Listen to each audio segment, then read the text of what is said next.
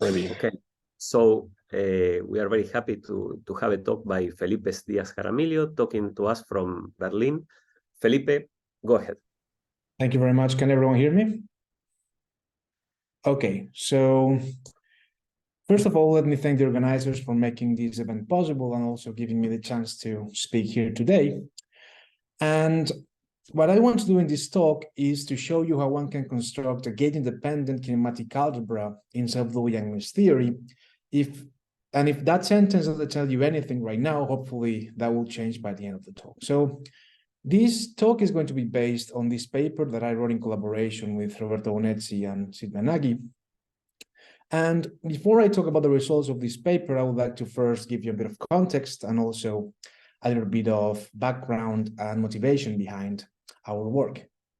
So the starting point here is a relation between Yang-Mills theory and gravity that is called the double copy, more precisely the BCJ double copy, which was first developed in the context of field theory scattering amplitudes by Bernd, Carrasco, and Johansson. So the thing is that Yang-Mills scattering amplitudes contain two types of information. So on the one hand, they contain information about a property called color that is encoded in Lie algebra. And on the other hand, Yang-Mills amplitudes also have information about kinematics. That is, they have information about the momenta and polarization of the external particles. So what the BCJ double copy consists of is in replacing the color information by kinematic information in Yang-Mills scattering amplitudes, and from there obtaining amplitudes in gravity. And this works very nicely for different applications, and also it is a very powerful tool to complete complicated observables in gravity because you can use the much simpler Yang-Mills theory building blocks.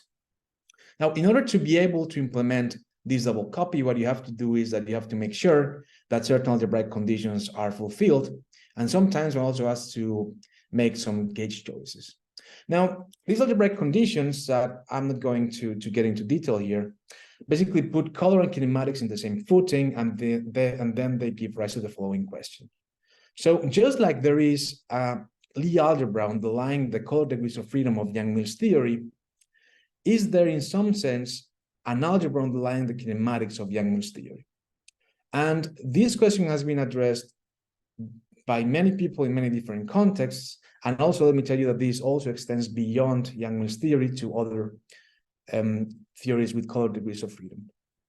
And here I'm just picking one particular result that is quite interesting for this presentation, which is that it turns out that Montero and O'Connell some years ago found that if you take the self-dual sector of Yang-Mills theory and then impose a gauge, a light-cone gauge, and also partially solve the field equations, in the equations that result from all this procedure, you find a kinematic algebraic structure that is the Lie algebra of variable-preserving diffeomorphisms. So you can say then that the kinematics of self-dual Yang-Mills theory in light-cone gauge is encoded or is underlined by this Lie algebra of variable-preserving diffeomorphisms. However, people haven't managed to actually find this type of, well, these kinematic Lie algebras for a complete theory of Yang-Mills. And there's another question that I like to address in our research, that is the fact that in order to see this kinematic algebra, one relies on a choice of gauge. In this case, you have to choose light-cone gauge. And also this is a general problem of the double copy, that you can only perform it, or you can only make it happen in particular gauges. But what people have found for the complete theory of Yang-Mills are more exotic algebras underlying the kinematics. More precisely, people have found that underlying the kinematics of Yang-Mills theory, there is a type of homotopy algebra that is called a BV infinity box. This is quite a name, but well, I'm going to define this later on in the talk. But this BV stands for Batalin-Wilkowilski, so this is a type of Batalin-Wilkowilski algebra that is generalized in a suitable sense. I'm going to explain that later on. So these algebras were introduced first by Reiterer a few years ago, and that is building on some work done by Zedlin many years ago. And then more recently, we have used, together with my collaborators, we have used this type of algebras to address the gauge dependence of the double copy, and also to try to perform this not at the level of scattering amplitudes, but rather at the level of the Lagrangian anti-action. And also these people here have also used these algebras for application with pure spinors and also in twistor space. Now, if you read all these papers, then there's an immediate conclusion, and is that these algebras deserve better understanding, at least for pure Yang-Mills theory. And the reason is that they're very exotic and they're not very well understood. So trying to implement them for any nice application in physics is quite difficult. So having all these things in mind, the question that I want to address in this talk, and also that we address in the paper, is whether there is such an algebra, namely a BV infinity box algebra, in the self-dual sector of Yang-Mills prior to imposing any gauge fixing condition. And if that is the case, what is its relation to the algebra of area-preserving diffeomorphisms that was found before by Montero and O'Connor, right? And the reason that I want to tackle this question is because if you understand the kinematic algebra of self-dual Yang-Mills theory, then you can also understand it better for Yang-Mills, because you can think of Yang-Mills as a self-dual sector, anti-self-dual sector, and some interactions of both. Now, in order to address this question in the remainder of the talk, I'm going to do the following. So first, I'm going to talk about algebras, and also I'm going to introduce a notion of algebras, of homotopy algebras, sorry. Then I'm going to show you the relation between these type of algebras and perturbative field theories. And in particular, I'm going to formulate self-dual Yang-Mills theory in this algebraic framework. And after that, I am going to show you how one can construct an explicit kinematic algebra for this self-dual Yang-Mills theory prior to imposing any gauge fixing conditions. Sorry, Felipe, Yes. maybe I missed this from the beginning of the talk, but what do you mean by a kinematic algebra? So the idea is that what we're looking for is, just like in Yang-Mills theory, there's a Lie algebra associated to color. Basically, that is what encodes your color information in Yang-Mills. So the question is whether there exists an algebra that encodes the kinematic information of Yang-Mills. So maybe later on, when I describe these things, it will make more sense. Okay. Thank you. Perfect. Any other questions? So Felipe, your last point is that you're going to try to do this gauge invariantly. Yes, exactly. Yeah. Okay. Good. Yeah. All right.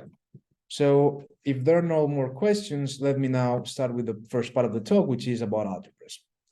Now, the best place to start in a discussion about algebras is by their definition.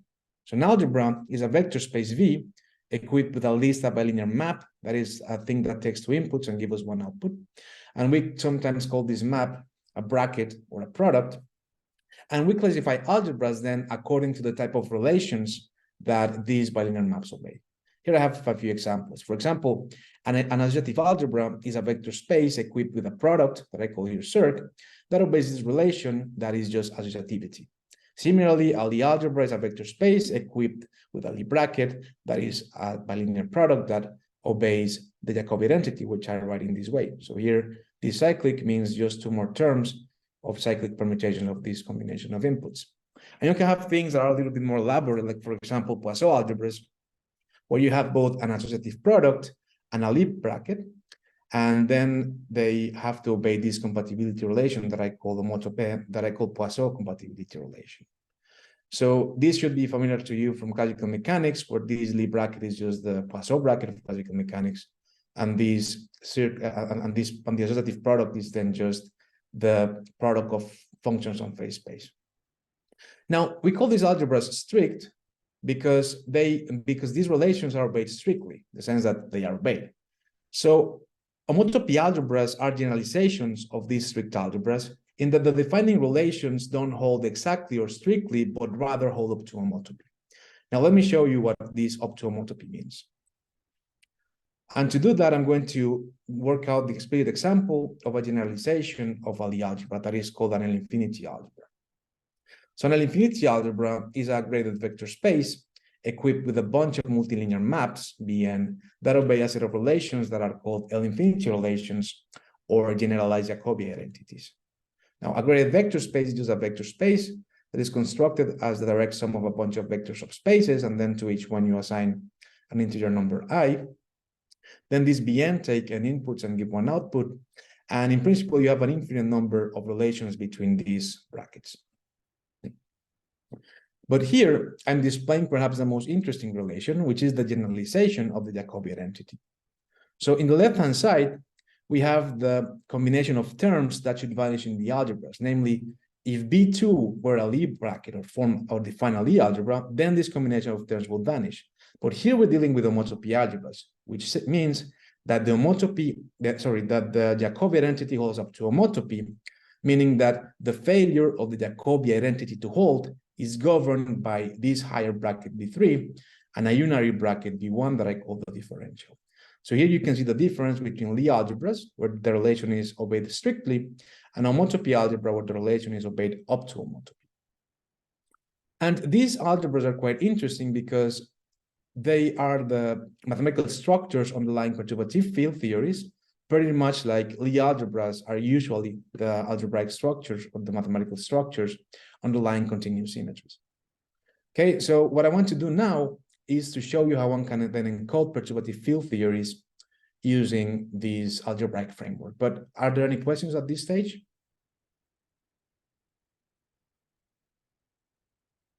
Okay, if not, let me just give you the take-home message of this first part of the talk, which is that homotopy algebras are generalizations of strict algebras in the sense that the defining relations obeyed by the brackets of the algebra hold up to homotopy, meaning that there are higher brackets that control the failure of the strict relation. So let me now go to show you how one can formulate Yang-Mills theory using this algebraic framework. And before doing algebras and these things, I would like to just remind you what Yang-Mills theory is. So here I'm going to work in 4D Euclidean space, and there Yang-Mills theory consists of a gauge field that takes values in the algebra G, and that means that, well, you can write your gauge field, the fundamental field, like in this way. So, Oscar, what I mean here is that here you kind of see the color to these are the generators of the algebra. Then you can think of this as kinematic information in the sense that it is a kind of a space-time, inherent to space-time or to kinematics, in the sense that this index has to do with the polarization, if you wish, of the gauge field, if you think of amplitudes. Now, the theory is determined, or the dynamics of the theory is determined by this equation, which, well, maybe maybe you're not familiar with this form of the equation, but this P minus is just this projector onto the anti-self-dual forms of the Euclidean space. And in components, this equation looks like this. Right? So this is what usually people write for Yang-Mills theory. And then the field strength is defined in this way, where D is a de Rham differential, and this bracket is defined as a combination of the weight product of forms and the structure constants of the Lie algebra under consideration. Of course, this theory has a gauge symmetry that is generated by this scalar parameter lambda, and the field then transforms in this way. Okay. So now let me show you how one formulates theories in the language of L-infinity algebras. So here I have kind of devised a three-step procedure. So the first thing is that you have to organize the different ingredients of your theory in a graded vector space. That is that you're going to come up with smaller vector spaces, xi, and to each one of the, and you're going to assign to each one of the ingredients of the theory one of these vector spaces. So this theory has three ingredients in the sense that it has a gauge parameter, which generates gauge symmetries. It has a fundamental field, which is kind of the gauge field. And also it has a set of equations that I call here E. So I just assign one vector space to each one of the ingredients of my theory. The second step is to basically read off what the brackets are, or what these multilinear maps are. And to do that, it is very simple. What you do is that you expand your field equations in powers of the field. So here I just wrote explicitly the field strength in terms of the gauge field. And then you assume that your field equations can be written in this form. This is what people call a Maurer-Cartan equation. And then the only thing you have to do is literally compare and read off. For example, from this, I can conclude that the differential B1 acting on the gauge field is given by this projector and the de Rham differential acting on the field. Similarly, B2 is just the projector acting on this bracket. And finally, the B2 between A and lambda is determined then by the gauge transformations, which you assume also that can be written like that. Then you can also have the linear I-space of the gauge transformations that just corresponds to the Ram differential hitting lambda. Now, you can do this for any field theory. You can take pure Yang-Mills, you can take Maxwell, scalar fields, and even gravity, and you can play the same game. But the only difference is that depending on the number of interaction terms that you have in your field equations, you will have also that number of brackets. For example, in gravity, I have an infinite number of brackets between fields if I do a perturbative expansion of the metric. That means that I will have a B57 that takes 57 graviton fields, and so on. Now, why yes? you have to apply the projector in the V2 between the A and lambda? Between A and lambda? You mean here? Yes. Because the gauge transformation doesn't have any projector in it. So you read the B2 between A and lambda from the nonlinear piece of the gauge transformation, and then the gauge transformation of A doesn't have any projector, right? So you put the projector here because the field equation does have the projector in that bracket, right? So they are different. So they should be different because the field equation is different to the gauge transformation. This is a nonlinear piece. Is that fine? Yes. I was confused because by B1 and B2.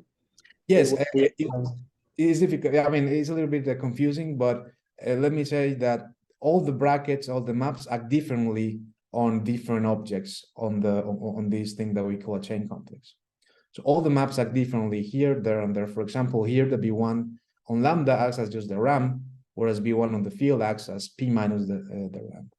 So they act differently everywhere. So it can be understood as two forms, or? Yes, it is just self-dual two forms, literally. This is just the space of self-dual two forms. Anti-self-dual two forms. Yeah. Thank you. Any other questions?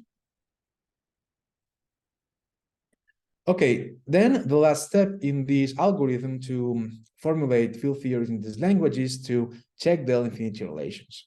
So once you rid of your brackets, you just have to check all the L-infinity relations that I don't display here due to lack of time, but in principle, it's quite easy. And what you would be doing implicitly once you do that is that you will be checking the consistency of your field theory. You will be implicitly checking that your gauge algebra, that you have a well-defined gauge algebra, that your gauge transformation is close, that your field equations are covariant under gauge transformation, and so on and so forth. That is what these relations then kind of encode. Okay, so now let me just give you the second take-home message of today, which is that L-infinity algebras are the mathematical structures underlying perturbative field theories. And in order to see that, you just have to assign vector spaces to the different ingredients of your theory. Then your brackets define the dynamics and interactions, and the relations encode the consistency. Okay, so are there any questions at this stage?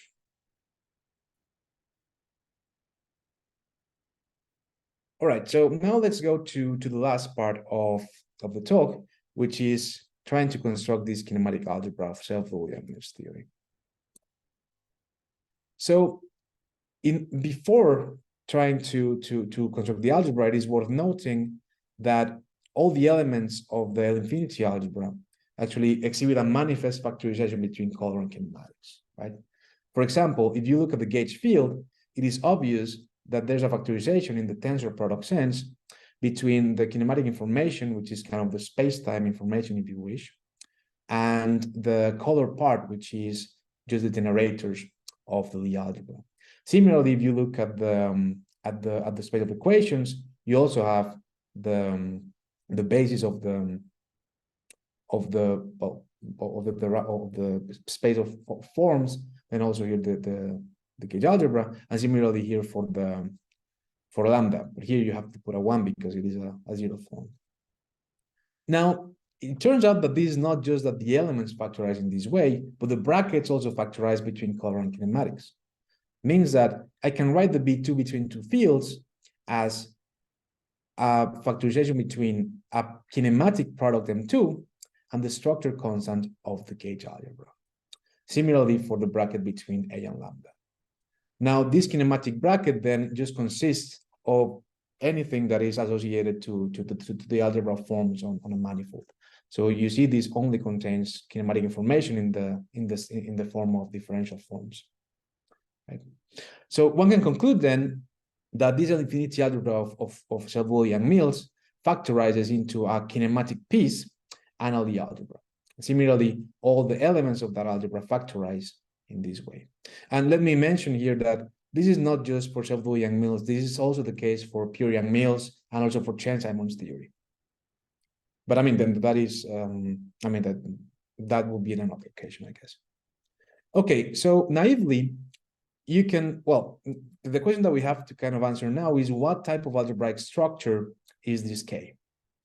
And that is not obvious in the sense that if you do it naively, then you find that this K is an associative type algebra, namely that these brackets M2 are associative in a suitable sense.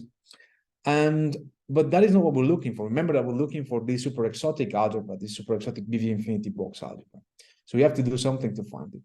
So I'm going to tell you what one has to do, but after a lot of headaches, you will find that if you equip your kinematic space K with a differential, with the kinematic bracket M2, and also with a Poisson-like bracket B2 that is derived from M2, you find that, and also a bunch of more maps, you find that this set of things then form a BV infinity box algebra. Now let me tell you what this thing is. It is basically a deformed homotopy version of a Poisson algebra. So first, remember that a Poisson algebra consists of a Lie bracket and an associative product that obeys this compatibility relation. But now in a BV infinity box algebra, we have a similar relation. So if you identify the bracket with B2 and the product with M2, these three terms are kind of the same of what appears here. But then we have additional failures here. So we say that the Poisson relation holds up to homotopy because we have these new map theta 3. And similarly, if you look at the algebraic, for example, if you want to check whether this B2 obeys, I don't know, something like a Jacobian entity, you would find that it obeys an homotopy Jacobian entity, because here you have another B3, but you further deform it by a failure associated to the Dalabert operator in to the wave operator. And that is why we put the box on top of here, because you have these type of failures everywhere, these box failures. So the infinity comes from this type of terms. The box comes from this type of terms that you also find. So indeed, there is a kinematic structure that is quite exotic underlying the kinematics of Self-Yang-Mills theory. And with that, I am coming to the end of the talk. Well, can I ask a question before? Yes, of course, yes. So before you motivated these uppercase B1 and B2 as being part, you could read them from the equations of motion and the gauge field like transformation. So this B3 term, I guess you get it by just doing the commutator, but does it have any physical meaning? And same with the theta 3. That's a very good question. But the thing is that, well, it does, but it is very hidden in the sense that you only see that once you algebraically construct scattering amplitudes from this approach, which is quite, I mean, you have to do some algebraic things. You have to do a homotopy transfer, and then you will find that these things correspond basically to relations between colored amplitudes in Yang-Mills. But I mean, beyond that, it doesn't have any physical meaning. What you do is that using this algebra, you actually can construct gravity in this sense. That you can do, and then the physical meaning is that it's kind of a half or a square root of gravity, if you wish. But beyond that, it's difficult to see. Any other questions? Okay, so here that finish the talk, and then we'll ask questions. All right, perfect. Right, so then the take-home messages here is that the infinity algebra of Self-Yang-Mills theory factorizes into coloring kinematics as the amplitudes of Yang-Mills do. And this K then is this very exotic algebra. And in Lie gauge, what happens is very nice because what happens is that if you go to Lie gauge, that is, well, if you impose this gauge, then you find that all these terms that you had before, all these failures that we had, then basically vanish. And then this B2 forms literally a Lie algebra, and then you find, if you work out things explicitly, that this guy is literally, that this bracket is the lip bracket of our representing diffeomorphisms. And just let me kind of finish with this, is that you can construct gravity using what people do in amplitudes by just replacing color by another copy of kinematics. So we did this in the paper in light gauge exactly. And then also in another paper with my supervisor Olaf Holm and other collaborators, we constructed actually double field theory and some subsector of string field theory using these methods. So with that, that's everything I have to say for today. And thank you very much for your attention. And thanks very much, Felipe. Thanks very much.